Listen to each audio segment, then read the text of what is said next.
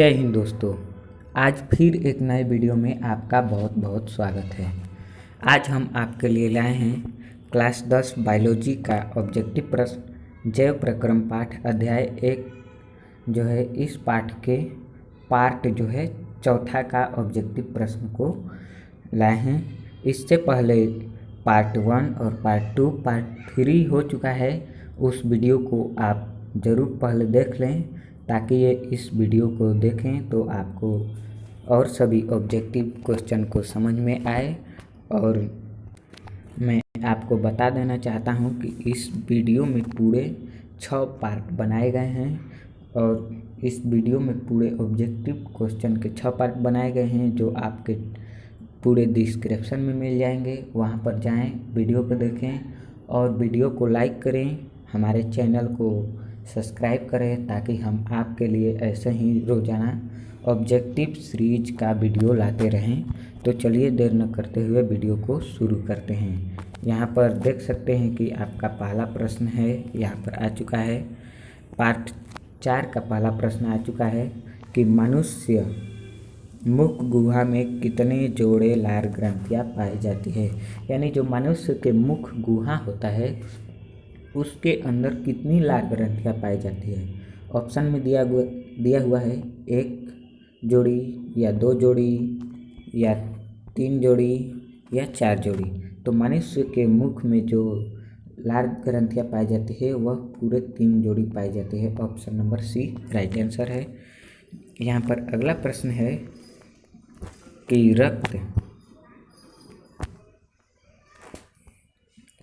रक्त में हल्के पीले रंग के चिपचिपे द्रव को कहते हैं। यानी रक्त में जो हल्का पीला रंग का चिपचिपा द्रव होता है उसे क्या कहते हैं। ऑप्शन में दिया हुआ है प्लाज्मा कहते हैं, सीरम कहते हैं या लिम्फ कहते हैं या लसिका कहते हैं। तो जो हमारे रक्त में पीले रंग का चिपचिपा द्रव होता है उसे प्लाज्मा कहते हैं। Option number A right answer है। अगला प्रश्न है यहाँ पर अमाशय के अग्रभाग को क्या कहते हैं। यानी जो हमारे शरीर में अमाशय होता है उसके आगे वाले भाग को क्या कहते हैं। फाइलोरिक कहते हैं, कुंडिक कहते हैं या कार्डियक कहते हैं या एपिग्लोटिक्स कहते हैं। तो जो हमारे अग्नाशय का अग्रभाग होता है यानी सबसे आगे वाला भाग उसे कार्डियक कहते हैं। Option number C right answer है। अगला प्रश्न दिया हुआ है कि मुख गुहा का पिछला भाग कहलाता है। यानी मुख गुहा का जो पिछला भाग होता है उसे क्या कहते हैं। ऑप्शन में दिए हुए हैं ग्रसनी, यहाँ पर और भी ऑप्शन दिए हुए हैं ग्रासनली, ग्रहणी या अग्नाशय। तो अग्नाशय तो होगा नहीं और यहाँ पर ग्रासनली जो होता है मुख गुहा के बाद आता है और ग्रहणी तो शुरू में ही होता है। तो यहाँ पर मुख गुहा का सबसे पिछला भाग होता है वह ग्रसनी। ऑप्शन नंबर ए सही आंसर है। अगला प्रश्न देखते हैं। तो अगला प्रश्न दिया हुआ है कि मैमेलिया वर्ग में जंतुओं के हृदय में कितने वेश्म पाए जाते हैं। यानी जितने भी मैमेलिया वर्ग होते हैं, जितने भी स्तनधारी, उसमें कितने हृदय के वेश्म पाए जाते हैं, हृदय में वेश्म पाए जाते हैं। ऑप्शन में दिया हुआ है 1 वेश्म, 2 वेश्म, 3 वेश्म या 4 वेश्म। तो जितने भी हृदय में वेश्म पाए जाते हैं मैमेलिया वर्ग में जितने भी जीव आते हैं, चूहा, बिल्ली, गाय, कुत्ता या मानव, इन सभी में वेश्मों की संख्या होती है 4। आंसर डी में है। Option number D 4। अगला प्रश्न दिया हुआ है यहाँ पर अगला प्रश्न है मनुष्य के आहार में कौन सी रचना अवशोषी अंग है। यानी जो मनुष्य के आहार नाल में कौन सी जो रचना होती है वह अवशोषी अंग है। ऑप्शन में दिए गए हैं सिक्कम होता है, अपेंडिक्स होता है या जेजुनम होता है या कोलन होता है। तो जो हमारे मनुष्य के आहार नाल में अवशोषी अंग है वह है अपेंडिक्स। ऑप्शन नंबर बी सही आंसर है। अगला प्रश्न है यहाँ पर अगला प्रश्न दिया गया है चाइल का अवशोषण होता है, यानी चाइल का अवशोषण किस में होता है? ऑप्शन दिया गया है इलियम में, जेजुनम में, कोलम में या रेक्टम में। तो चाइल का अवशोषण होता है इलियम में। ऑप्शन नंबर ए सही आंसर है। अगला प्रश्न दिया हुआ है यहाँ पर कि पैरामीशियम में पाए जाने वाले पोषण की विधि को क्या कहते हैं? यानी जो पैरामीशियम होता है उसमें जो विधि पाई जाती है पोषण की, उसे क्या कहते हैं?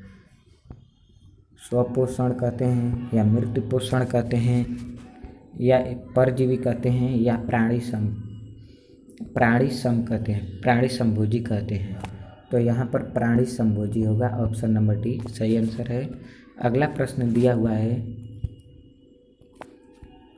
यहाँ पर, अगला प्रश्न है एक स्वस्थ व्यक्ति का सामान्य स्थिति में रक्तचाप कितना होना चाहिए? यानी स्वस्थ व्यक्ति का सामान्य स्थिति होता है उसमें रक्तचाप पूछ रहा है कि कितना होना चाहिए लगभग में। तो ऑप्शन में दिए हुए हैं 80/120, 120/80 या 160/100 या 100/160। तो यहाँ पर जो राइट आंसर होंगे ऑप्शन नंबर बी 120/80 होता है। अगला प्रश्न दिया हुआ है मनुष्य में कौन उत्सर्जी अंग नहीं है? यानी मनुष्य में कौन सा ऐसा अंग है जो उत्सर्जन का काम नहीं करता है? ऑप्शन में दिया हुआ है यकृत, वृक्क, फेफड़ा, अग्नाशय। तो यहाँ पर जो है अग्नाशय होगा। Option number D. फेफड़ा जो है ऑक्सीजन में CO2 का उत्सर्जन करता है, वृक्क जो है अपशिष्ट पदार्थ का और यकृत भी अपशिष्ट पदार्थ का उत्सर्जन का कार्य करता है। अगला प्रश्न है यहाँ पर कि निम्नलिखित में किसमें विशेष उत्सर्जी अंग नहीं होता है? यानी किसमें जो होता है विशेष तरह से उत्सर्जी अंग नहीं पाया जाता है? ऑप्शन दिया गया है कीट में, मानव में, अमीबा में या पक्षी में। तो कीट में विशेष उत्सर्जी अंग पाया जाता है, मानव में भी पाया जाता है और पक्षी में भी पाया जाता है, अमीबा में नहीं पाया जाता है। Option number C right answer है। अगला प्रश्न है यहाँ पर दिया हुआ है कि निम्नलिखित में से किसे प्रकाश संश्लेषी अंगक कहते हैं? यह क्वेश्चन बहुत बार पूछा जा चुका है कि किसे प्रकाश संश्लेषी अंगक कहते हैं। ऑप्शन में दिया हुआ है जड़ को, पत्ती को या स्टोमाटा को या हरित लवक को। तो यहाँ पर प्रकाश संश्लेषी अंगक है वह हरित लवक को कहते हैं। Option number B right answer है। अगला प्रश्न है निम्नलिखित में किस छिद्र द्वारा ग्रसनी ग्रास नली से जुड़ती है? यानी जो ग्रसनी होती है वह ग्रास नली से किस छिद्र द्वारा जुड़ती है? ऑप्शन में दिए हुए हैं निगल द्वारा, कंठ द्वारा, मल द्वारा या इनमें से कोई नहीं। तो ग्रास नली जो है वह ग्रसनी में निगल द्वारा जुड़ती है। Option number A right answer है। यहाँ पर अगला प्रश्न है रच्छी कोशिकाएं पाई जाती है, यानी रच्छी कोशिकाएं किस में पाई जाती है? ऑप्शन दिया गया है जड़ में, पत्तियों में, फूलों में या फलों में। तो रच्छी कोशिकाएं जो है वह पत्तियों में पाई जाती है। Option number B right answer है। अगला प्रश्न है यहाँ पर अगला प्रश्न दिया हुआ है यहाँ पर कि जो है एक सामान्य मनुष्य में रक्त के 100 ml में यूरिया की मात्रा कितनी होती है? ऑप्शन में दिए गए हैं 2 ग्राम, 3 mg या 100 mg या 30 mg। तो यहाँ पर जो एक मनुष्य के रक्त में 100 ml यूरिया, रक्त में जो 100 ml होता है उसमें यूरिया की मात्रा जो होती है 30 mg होती है। Option number D right answer है। अगला प्रश्न है रेजिन किस पौधे का उत्सर्जी पदार्थ है? जो है रेजिन है वह किस पौधे का उत्सर्जी पदार्थ है? ऑप्शन में दिए गए हैं करेन का, पीपल का और यहाँ पर भी ऑप्शन दिए गए हैं चीड़ का या बबूल का। तो चीड़ का चीड़ में रेजिन पाया जाता है और इस चीड़ का नाम है चीड़ 92। अगला प्रश्न है यहाँ पर, पौधों में गैसों के निष्कर्षण के लिए किस क्रिया का उपयोग होता है? यानी पौधों में जो गैसों का निष्कर्षण होता है उसके लिए किस क्रिया का उपयोग होता है? ऑप्शन में दिया गया है परासरण, विसरण, वाष्पोत्सर्जन या परिवहन। तो पौधों में गैसों का निष्कर्षण जो क्रिया होती है वह विसरण के माध्यम से होती है। Option number B right answer है। अगला प्रश्न दिया हुआ है यहाँ पर, निम्नलिखित में कौन अमीबा में पोषण की प्रक्रियाओं में एक नहीं है? यानी जो अमीबा में पोषण की प्रक्रिया है उनमें से कौन एक नहीं है? ऑप्शन में दिए हुआ है अंतःग्रहण, बी में दिया है पाचन, सी में दिया है बहिष्करण, डी में दिया है अपघटन। तो जो है अमीबा में पोषण की प्रक्रिया जो है अपघटन की नहीं होती है। Option number D right answer है। अगला प्रश्न दिया हुआ है यहाँ पर, मानव शरीर के विभिन्न भागों में धमनियाँ विभक्त होकर क्या बनाती हैं? यानी मानव शरीर के विभिन्न भागों में जब धमनियाँ विभक्त होती है तो वह क्या बनाती हैं? ऑप्शन में दिया हुआ है धमनिकाएँ बनाती है, कोशिकाएं बनाती है, सिराएं बनाती हैं या इनमें से कोई नहीं। तो जो धमनियाँ विभक्त होती है वह धमनिकाएं का निर्माण करती है। Option number A right answer है। अगला प्रश्न है कि वे सारी क्रियाएं जिनके द्वारा जीव का अनुरक्षण होता है उन्हें क्या कहते हैं? वे सभी क्रियाएं जिनके द्वारा जीवों का अनुरक्षण होता है उन्हें क्या कहते हैं? पोषण कहते हैं, श्वसन कहते हैं या फिर जनन कहते हैं या जैव प्रक्रम कहते हैं? तो उस क्रिया को हम जैव प्रक्रम कहते हैं। Option number D right answer है। अगला प्रश्न है, निम्नलिखित किन जंतु में श्वसन फेफड़ों द्वारा होता है? यानी किस जंतु में जो है श्वसन फेफड़ा के द्वारा होता है? यहाँ पर ऑप्शन में दिया गया है झींगा में, सीप में, कछुआ में या इनमें से कोई नहीं। तो जो है फेफड़ा के द्वारा श्वसन होता है वह कछुआ में होता है। Option number C right answer है। अगला प्रश्न है कि पौधों में खाद्य पदार्थ का स्थानांतरण की गति पथ होती है। यानी पौधों में जो खाद्य पदार्थ का स्थानांतरण होता है वह गति पथ कौन सी दिशा है? तो ऑप्शन में दिए गए हैं एक दिशीय है, द्विदिशीय है, बहुदिशीय है या इनमें से कोई नहीं।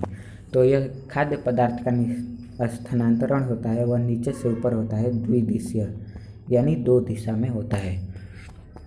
ऑप्शन अगला प्रश्न है यहाँ पर कि रक्त के हल्के पीले रंग के चिपचिपे द्रव को कहते हैं। यानी जो रक्त होता है उसके हल्के पीले रंग के चिपचिपे द्रव को क्या कहते हैं? ऑप्शन में दिया हुआ है प्लाज्मा कहते हैं, सीरम कहते हैं, लसिका कहते हैं या लिम्फ कहते हैं। तो रक्त का चिपचिपा द्रव होता है उसे प्लाज्मा कहते हैं। Option number A right answer है।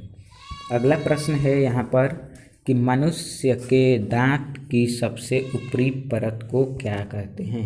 यानी जो मनुष्य का सबसे दांत का ऊपरी परत होता है उसे क्या कहते हैं? ऑप्शन में दिया गया है डेंटाइन कहते हैं, इनामेल कहते हैं या अस्थि कहते हैं या मज्जा गुहा कहते हैं। तो उसे हम इनामेल कहते हैं। Option number B right answer है। अगला प्रश्न दिया हुआ है यहाँ पर, निम्नलिखित में कौन सा अंग श्वसन से संबंधित नहीं है? यानी कौन सा अंग है इन चारों ऑप्शन में जो श्वसन से संबंधित नहीं है? फेफड़ा है, ट्रेकिया है, गिल्स है, यकृत यहाँ पर नहीं है। यकृत जो है यह पाचन का एक क्रिया है, पाचन का अंग है, इसलिए यह श्वसन अंग से संबंधित नहीं है। Option number D right answer है। तो आपके इस सीरीज के पूरे ऑब्जेक्टिव को हम सॉल्व कर चुके हैं। मुझे आशा नहीं विश्वास है कि आपको यह वीडियो बहुत बहुत पसंद आया। अगर पसंद आया तो वीडियो को लाइक करें, शेयर करें और आप हमारे चैनल पर पहली बार आए हैं तो ज़रूर से सब्सक्राइब कर लें, ताकि और भी वीडियो का लिंक डिस्क्रिप्शन ताकि और भी वीडियो आपके नोटिफिकेशन पर पहले ही पहुंच सके और आप हमारी वीडियो को सबसे पहले देख सकें। अगर आपने पीछे वाला पार्ट जो है पार्ट 1, 2, 3 नहीं देखा है तो जाएं और जल्द से देख लें। और इस वीडियो के डिस्क्रिप्शन में आगे का पार्ट है जो पार्ट 5 और पार्ट 6 है, इसको देखें ताकि आपको पूरी जो है ऑब्जेक्टिव का सीरीज के सवाल मिल पाए और आप सभी को कैप्चर कर पाए, ताकि आपके जो है ऑब्जेक्टिव प्रश्न वो बार बार रिपीट से मजबूत हो और आप जो है मैट्रिक बोर्ड में अच्छा नंबर गेन कर पाएँ। चलिए वीडियो को यहीं से बंद करते हैं। जय हिंद, जय भारत।